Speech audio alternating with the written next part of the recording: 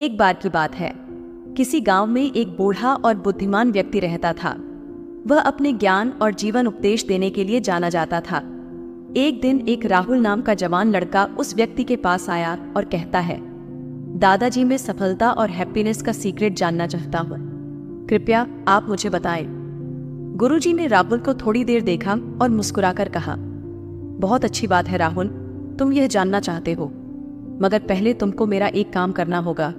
बाजार जाकर सबसे बड़े तरबूज को खरीदो और उसको अपने सिर पर रखकर बिना गिराए मेरे पास लाओ।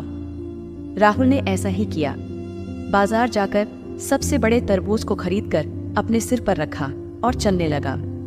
रास्ते में जब वह एक गांव से गुजर रहा था, तब कई लड़कियां उसको देखकर हंसने लगीं और सभी लड़के उसका मजाक बनाने लगे। राहुल को बड़ी शर्म आ रही थी, मगर उसने अपना धैर्य नहीं खोया और पूरी दृढ़ता से अपने कार्य में लगा रहा। अंततः राहुल की यह कष्टदायक यात्रा खत्म हुई और वह दादाजी के घर पहुंच गया।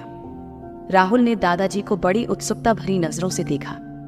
उसे उम्मीद थी कि दादाजी उससे बहुत प्रसन्न होंगे और उसकी यह काम करने के लिए तारीफ करेंगे। पर दादाजी ने जब राहुल के सिर पर तरबूज को देखा तो जोर जोर से हंसने लगे। यह देखकर राहुल का दिल टूट गया और वह रोने लगा। तब दादाजी ने कहा, देखो राहुल, हैप्पीनेस और सक्सेस का सीक्रेट बड़ा ही आसान है। जिस प्रकार तुमने तरबूज को अपने सिर पर रखकर यात्रा की, तब तुमको नहीं पता था कि रास्ते में तुमको किस प्रकार के लोग मिलेंगे और उनका रिएक्शन कैसा होगा। विपरीत परिस्थिति में भी तुम अपने कार्य में निरंतर लगे रहे और अपने लक्ष्य को प्राप्त कर ही लिया। ठीक उसी प्रकार जीवन भी एक यात्रा है जिसमें तुमको अनेक लोग मिलेंगे।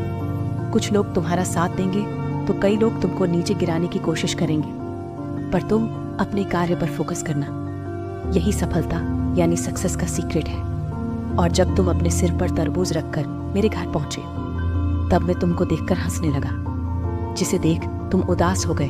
तुमको उम्मीद थी कि मैं तुम्हारी प्रशंसा करूंगा। इसका मतलब यह है कि दूसरों से उम्मीद रखना ही दुख का कारण है।